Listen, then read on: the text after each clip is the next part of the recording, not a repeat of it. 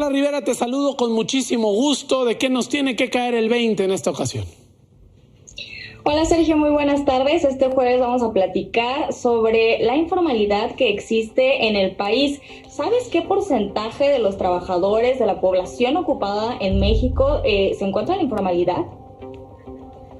Ahí está. No, pues es que es un porcentaje tremendo y lo hemos visto, de hecho, también en estos tiempos de crisis económica. Latinoamérica, sobre todo, es cuando, o en los lugares de Latinoamérica, este subcontinente, es cuando vemos todos estos, estos puestos en las calles, que también es un reflejo de la situación económica.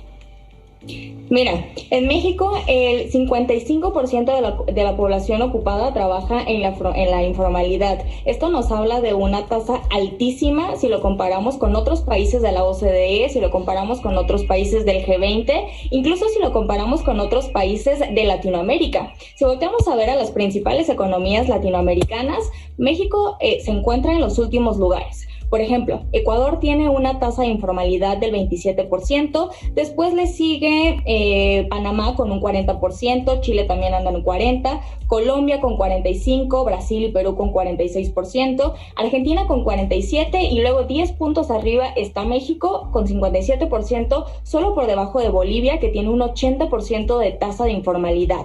¿Esto qué nos dice? Bueno, que casi 6 de cada 10 trabajadores en el país trabajan en la informalidad, y por hablar de informalidad no solamente me refiero a todas esas personas que pues trabajan, como bien mencionabas, en puestos en la calle, pues la informalidad también recae en aquellas personas que van a una oficina, que tienen un horario, que incluso tienen un contrato, pero que no tienen prestaciones sociales, que no tienen seguridad social, que no tienen incluso la seguridad de que les van a pagar en tiempo y forma.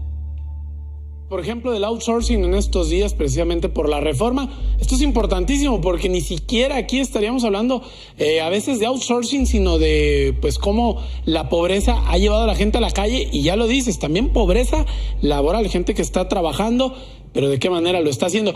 Oye, Carla, ¿y esto se da ya aterrizando en México por igual en las distintas zonas del país, o hay ciertos estados de la República, entidades, quizá municipios, donde pues esté más agravado este fenómeno?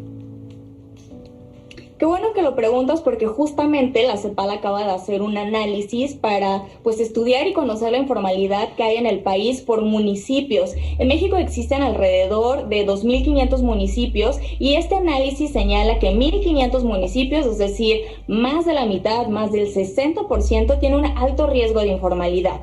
Si analizamos este estudio, este informe por regiones, encontramos muchos contrastes, sobre todo en las regiones sur y norte del país. Por ejemplo, en la región sureste, que son estados como Chiapas, Guerrero, Oaxaca, el porcentaje de municipios con alto riesgo de informalidad es del 87%. En el este del país, que están estados como Hidalgo, Pachuca, Tlaxcala, Veracruz, el porcentaje de municipios es del 65%, y en el sureste, o sea, en Campeche, en Quintana Roo, en Tabasco o en Yucatán, es del 56%. En contraste, si volteamos a ver al norte del país, vemos un escenario incluso que se reduce a la mitad. En el noroeste, donde hay estados como Coahuila, Nuevo León y Tamaulipas, el porcentaje es del 42%, y en el noreste, que son estados como Baja California Sur, Durango, Sinaloa y Sonora, es del 30%. Bueno, pues ahí también nos damos cuenta, ya lo decía, es un reflejo la informalidad también de la situación económica que vive cada una de los países, para empezar, que ya lo estamos viendo, pero también cada una de las entidades o de las regiones del país.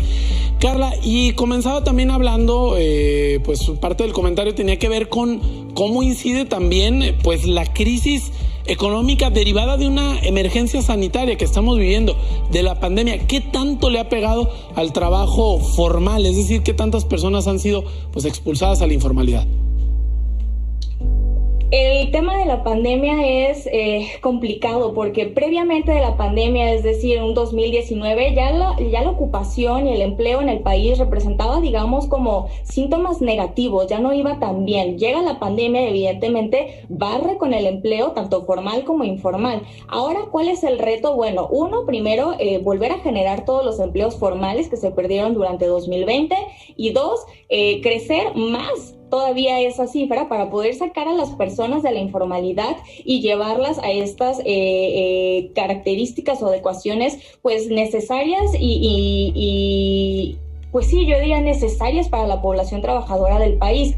Desafortunadamente, si vemos la generación de empleos de los primeros trimestres de los últimos 3 años, vemos que este año no se va a lograr esa meta, desafortunadamente. En el primer trimestre de 2019 se generaron 269,000 empleos. Después, en el primer trimestre de 2020 se generaron apenas 61,000 empleos y en el 2021 se generaron 251,000. Es una cifra mucho mejor que el 2020, ciertamente, pero no rebasa y no supera la del 2019. ¿Eso qué quiere decir? Que no se van a alcanzar a recuperar los empleos que se perdieron durante el año pasado, pues el primer trimestre da la pauta para saber cómo va a transcurrir todo este 2021. Entonces, ciertamente es importante conocer que hay muchos factores sociales, culturales, económicos, que justamente hacen que suceda este fenómeno de la informalidad de maneras distintas en el país. Una sola estrategia nacional no va a solucionar el problema y creo que ahí es donde las autoridades tienen que voltear a ver,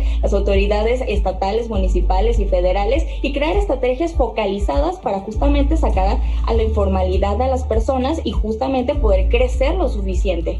Ahí este fenómeno que ya lo dices golpea a Latinoamérica, pero ya también lo vemos cómo golpea, por ejemplo, al suroeste de México ya en específico. Carla, me cayó el 20.